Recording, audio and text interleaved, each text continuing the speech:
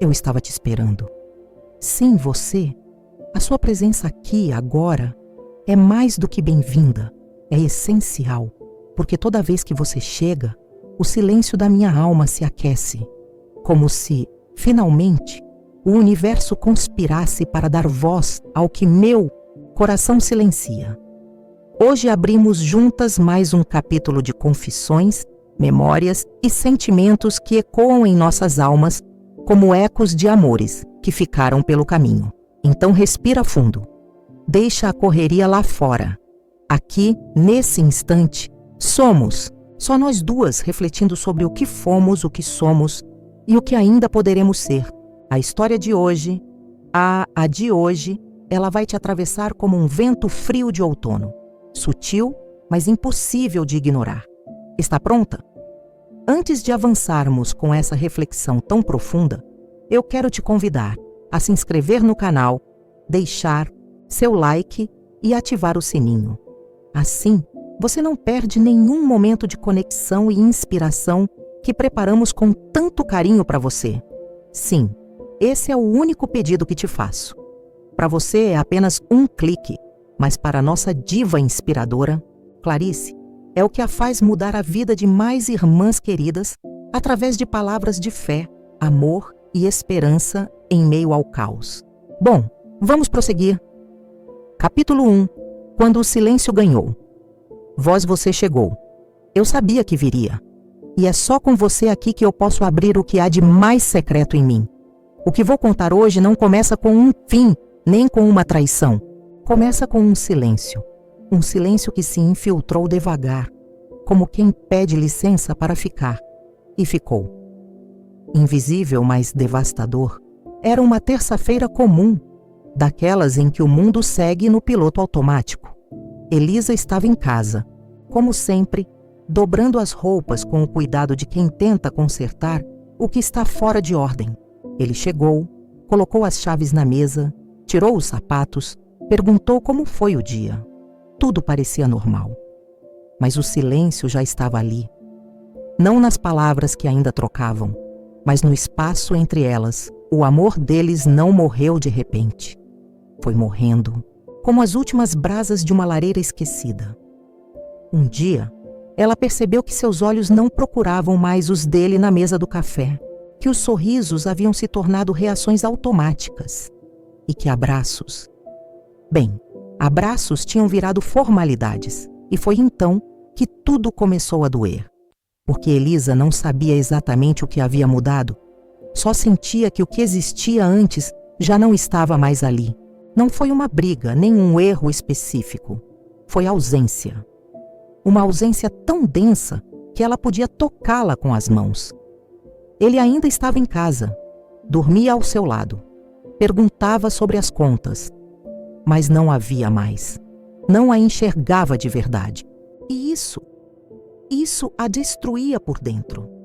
Ela tentava se convencer de que era uma fase, que todo relacionamento passa por momentos assim, mas havia algo dentro dela que insistia em alertá-la.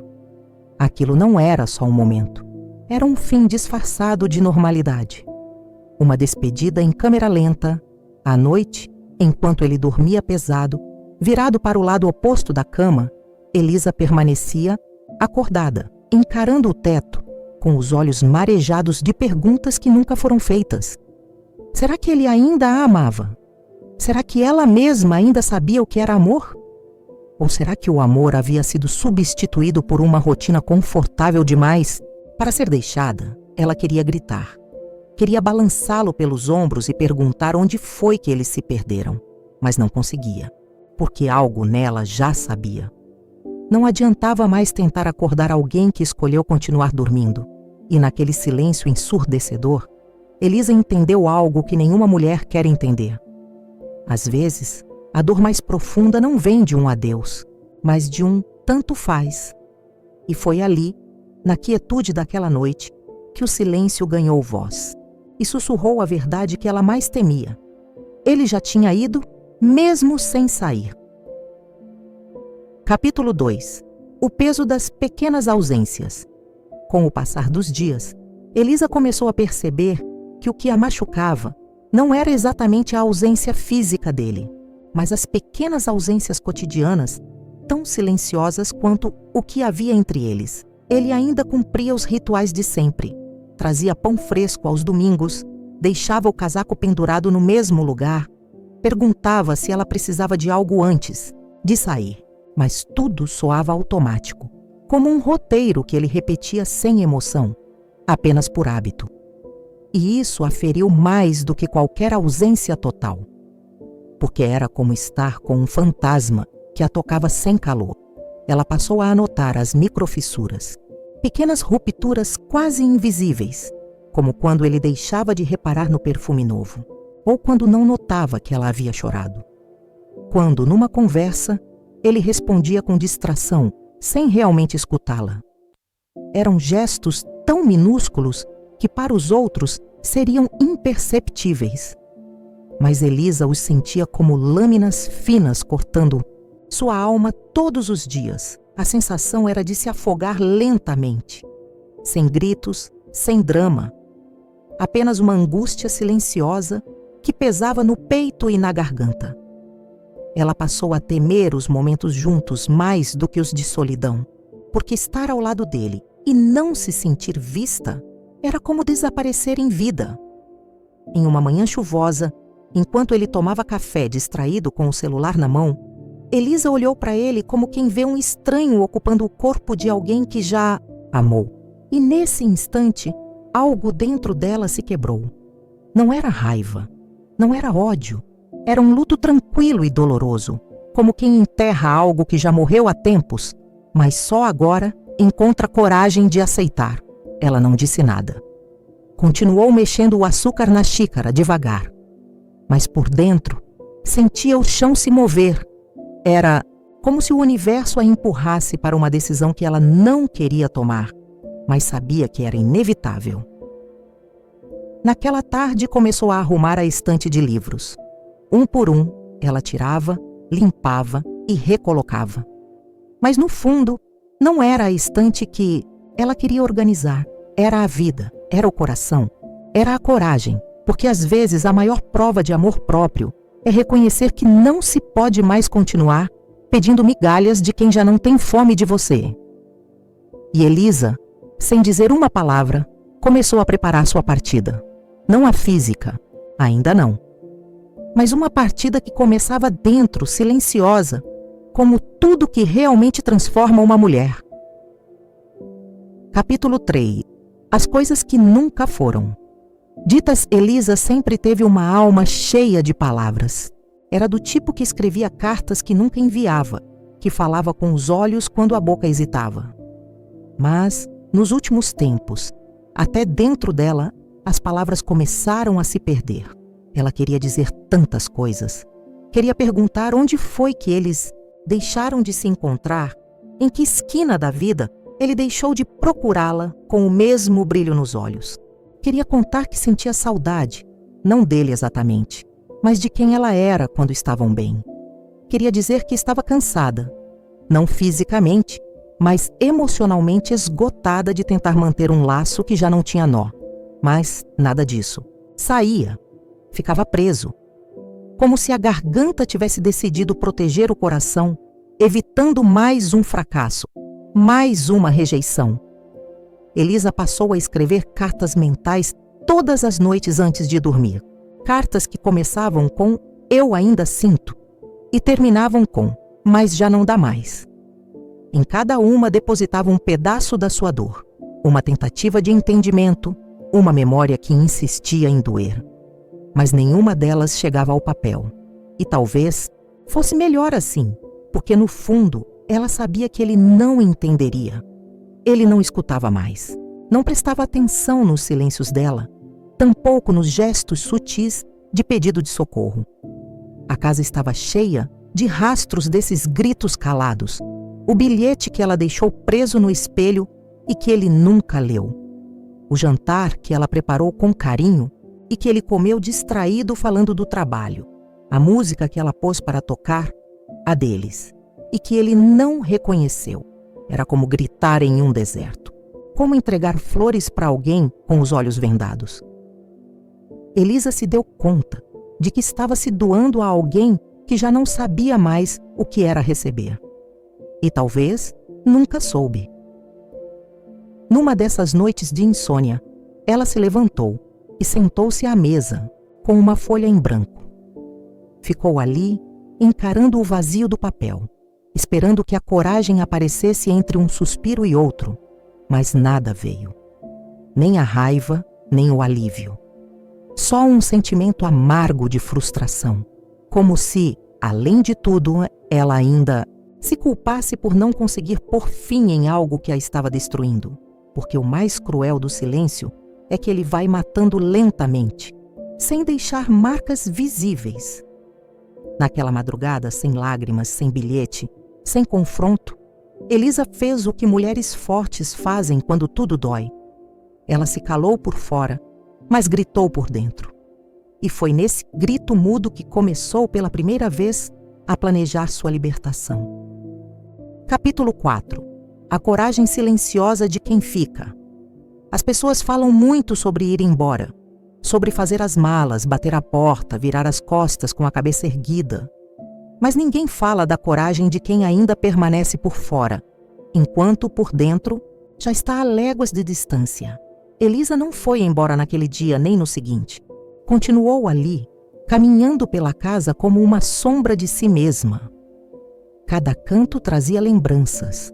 O sofá onde se enroscaram nas noites de inverno, o corredor onde se abraçaram chorando numa madrugada qualquer, a cozinha onde ele costumava segurá-la pela cintura enquanto ela lavava a louça. Tudo parecia ainda impregnado de uma história que já não existia mais. Mas o que ninguém sabia, nem ele, é que Elisa já não era a mesma. Ela estava se despindo pouco a pouco das ilusões. Já não o esperava com o coração acelerado. Já não preparava o café do jeito que ele gostava. Já não ficava ensaiando palavras para fazer com que ele anotasse. E isso era o começo da libertação. A coragem dela não se mostrou num rompimento escandaloso, mas no olhar firme que ela passou a carregar. Um olhar que dizia: eu ainda estou aqui, mas não por você. Era como se dentro dela houvesse duas mulheres. Uma que ainda sangrava e outra que já tinha aprendido a costurar a própria pele com dignidade. Em um fim de tarde, ele chegou com o mesmo cansaço de sempre e reclamou de algo banal, talvez do trânsito, do tempo, da comida. Elisa apenas o olhou, um olhar calmo, profundo, como se o visse pela primeira vez de fora. Como se aquele homem com quem dividiu tantos anos fosse agora um estranho cansado demais para amar. Naquela noite, quando ele dormiu, ela sentou-se no chão da sala e chorou. Mas foi um choro diferente. Não era mais o desespero de quem quer segurar algo que escapa. Era o pranto calado de quem está aceitando que algumas coisas não voltam, que algumas histórias não terminam. Elas simplesmente desvanecem, como fumaça de vela recém-apagada. Elisa percebeu que, ao ficar, também estava indo. Porque às vezes é assim. O corpo demora mais a sair do que o coração. E enquanto isso, a alma já está reconstruindo seus próprios mapas. E ali, em meio ao silêncio da madrugada, entre uma lágrima e outra, ela sussurrou para si mesma: eu ainda estou aqui, mas não por muito tempo. Capítulo 5. Quando? O amor. Vir a lembrança Elisa passou a observar o mundo de outro jeito.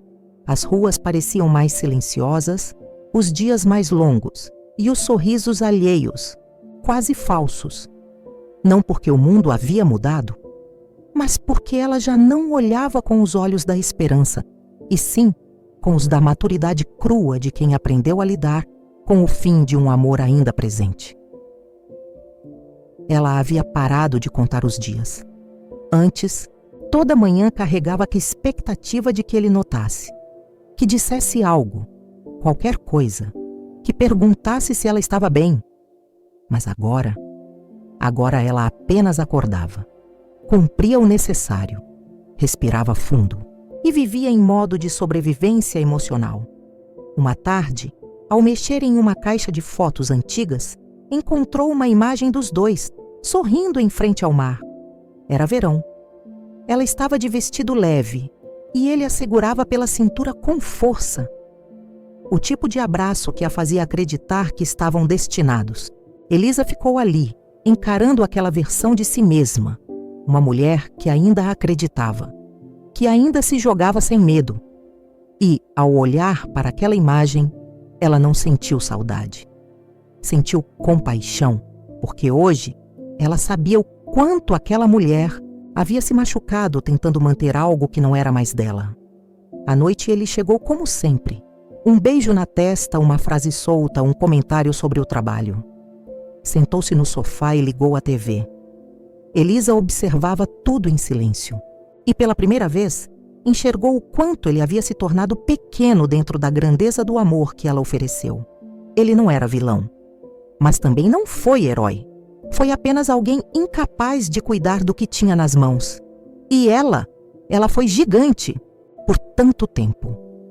Tentou, amou, esperou, mas agora, naquele silêncio quase sagrado, sentia que seu coração não batia mais por ele. Era estranho, como acordar de um sonho longo, um sonho bonito, mas que virou pesadelo no fim. Naquela noite, antes de dormir, Elisa pegou um caderno antigo e escreveu, pela primeira vez em meses: "O amor virou lembrança, e eu estou viva, ainda aqui, mas já não sou a mesma." Não houve culpa naquele pensamento, houve paz, porque às vezes deixar de amar é o maior ato de respeito por si mesma. Capítulo 6. O dia em que nada. Doeu era uma segunda-feira qualquer, daquelas que passariam despercebidas, se não fosse pelo detalhe que fez Elisa parar no meio da sala e perceber algo inédito. A dor havia sumido. Não completamente.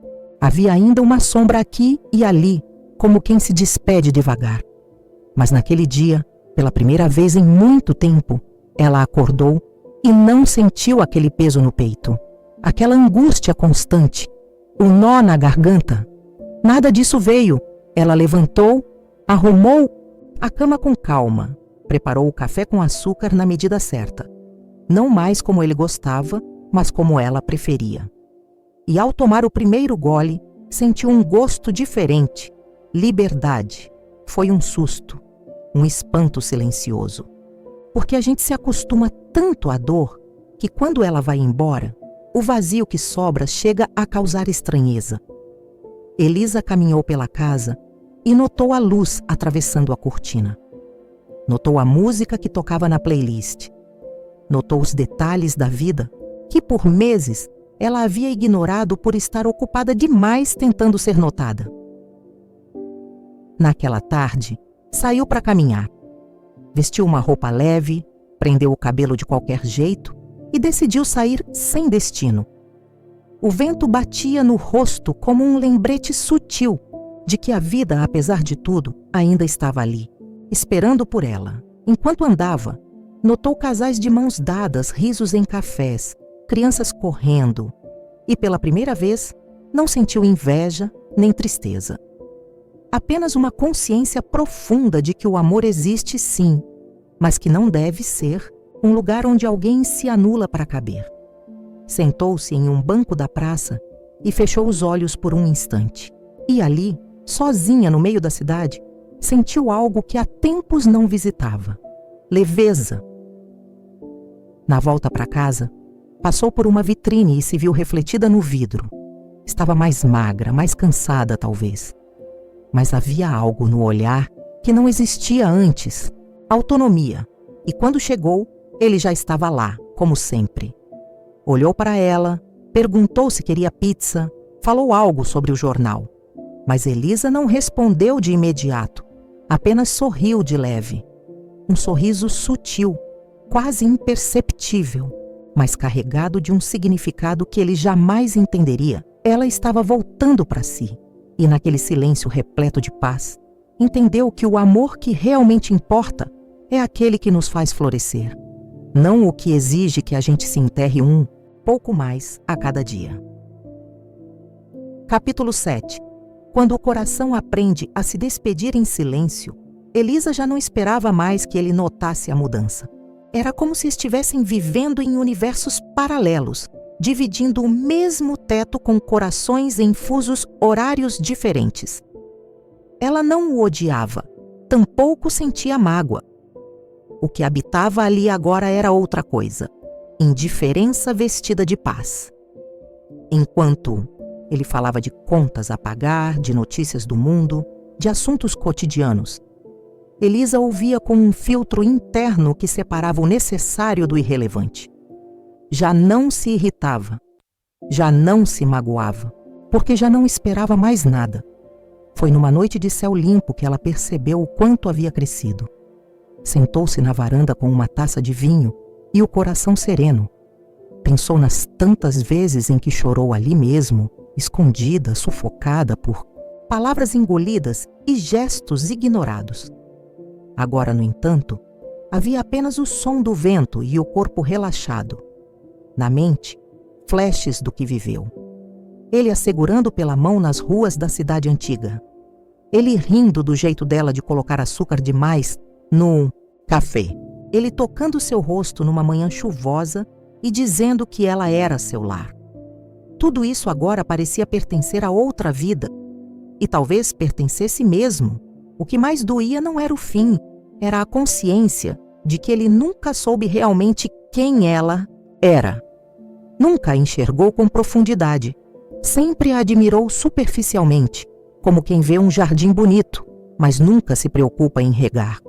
Elisa, por outro lado, sabia que havia se entregado com tudo, de alma, de corpo, de sonho, e por isso agora se permitia esse luto silencioso, o luto por tudo o que foi e por tudo o que ela jamais receberia em troca. A despedida já estava acontecendo, não com malas, não com gritos, nem com frases de efeito, mas em cada gesto calmo, em cada escolha que ela fazia por si mesma, em cada vez que deixava de esperar.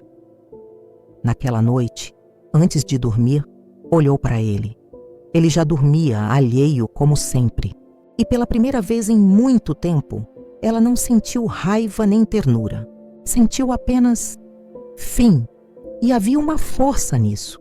Uma dignidade que só quem já chorou escondido e sobreviveu em silêncio conhece. Porque às vezes o coração se despede aos poucos. Não no instante da separação, mas muito antes disso, nos momentos em que a gente se vê sozinha mesmo estando acompanhada. E assim, com um beijo na própria testa diante do espelho, Elisa se prometeu: a próxima versão de mim mesma será por mim, e só por mim. Capítulo 8. O silêncio. Que preencheu a casa, antes cheia de risos e pequenos gestos de carinho, tornou-se um cenário quase vazio. O silêncio, que antes era só ausência de som, agora parecia ocupar cada espaço, cada canto. Era um silêncio tão denso que podia ser sentido na pele, como um cobertor frio demais para se aconchegar. Elisa sentia esse vazio como uma presença constante. Era estranho. Ele estava ali, fisicamente, mas parecia um visitante que não pertencia. Mais àquela história. E ela, apesar de tudo, não conseguia ainda decidir se queria expulsá-lo ou se contentava em apenas observar a distância que crescia entre eles. Nas manhãs, o café era preparado como sempre, mas o sabor havia mudado.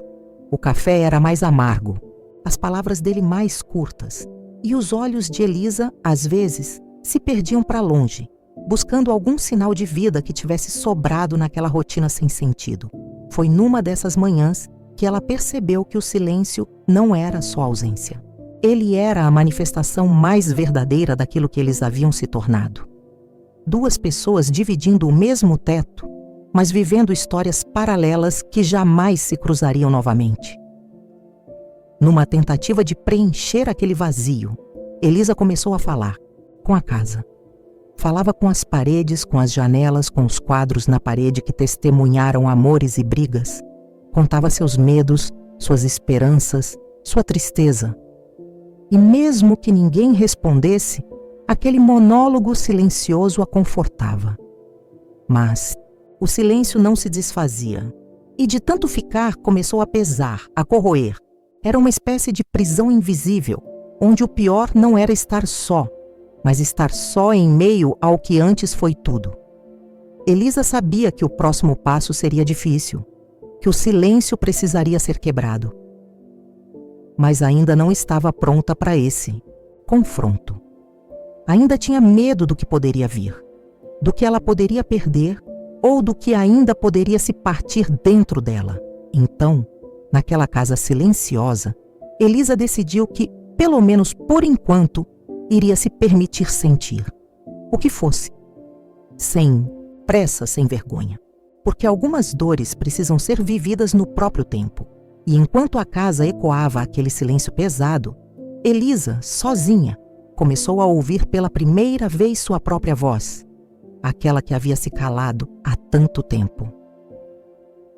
Capítulo 9. A tempestade que não anunciou. Nem sempre a dor chega aos poucos. Às vezes ela explode, sem avisos, como uma tempestade inesperada que derruba até as estruturas mais fortes. Elisa estava tentando se reerguer, ainda sentindo as marcas do silêncio e da distância. Mas naquela noite, quando a escuridão da casa parecia abraçá-la, tudo desmoronou. Foi um choro que não teve começo nem fim, um pranto solto que quebrou as barreiras que ela havia construído com tanto esforço. Foram lágrimas que lavaram a alma, que vieram das profundezas de uma ferida que nunca cicatrizou. Ela sentiu o peso de cada palavra não dita, de cada gesto ignorado, de cada sonho que naufragou. O amor que um dia foi porto seguro virou tempestade, que arrastou tudo para longe. E naquele momento de entrega total, Elisa percebeu algo importante. A dor não é fraqueza, é um grito de vida. É o corpo pedindo para ser ouvido, a alma clamando por liberdade. Ela chorou como nunca, mas depois daquele vendaval de emoções, um silêncio novo nasceu. Um silêncio feito de aceitação e promessa. Promessa de que, apesar de tudo, ela iria se reconstruir, que aquela tempestade não a derrotaria, mas a faria mais forte. E enquanto o choro cessava, uma luz tênue começou a surgir no horizonte. Não a luz de alguém esperando por ela, mas a luz dela mesma, reacendendo no meio da escuridão. Capítulo 10. O renascimento no silêncio. Manhã seguinte chegou silenciosa, como se respeitasse o tempo que Elisa precisava para renascer. Não houve pressa, nem promessas fáceis. Só uma paz delicada que brotava do fundo do peito, como uma flor, que surge entre pedras. Ela se levantou com o corpo cansado, mas o espírito diferente. Olhou para o espelho e, pela primeira vez em muito tempo, viu uma mulher que havia enfrentado suas próprias sombras e saído viva. Não inteira, talvez, mas completa. Cada cicatriz, cada lágrima, cada silêncio foram degraus daquela escada invisível que a levara até ali. Elisa sabia que não era o fim, mas o começo de um novo capítulo. Um capítulo onde o amor por si mesma seria o protagonista.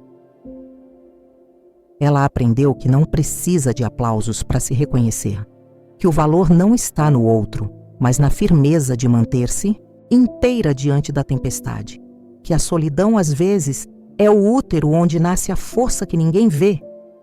Elisa sorriu, um sorriso calmo, verdadeiro, um sorriso que dizia: eu escolho ser minha própria casa, minha própria paz. E assim, no silêncio acolhedor daquele amanhecer, ela renasceu. Se essa história tocou seu coração, eu convido você a deixar seu like, como um gesto de carinho, a compartilhar nos comentários o que sentiu ou aprendeu aqui e a compartilhar essa mensagem com alguém que também precise ouvir palavras que confortam a alma. E claro, não se esqueça de se inscrever e ativar o sininho para seguir caminhando junto nessa jornada de autoconhecimento e amor próprio.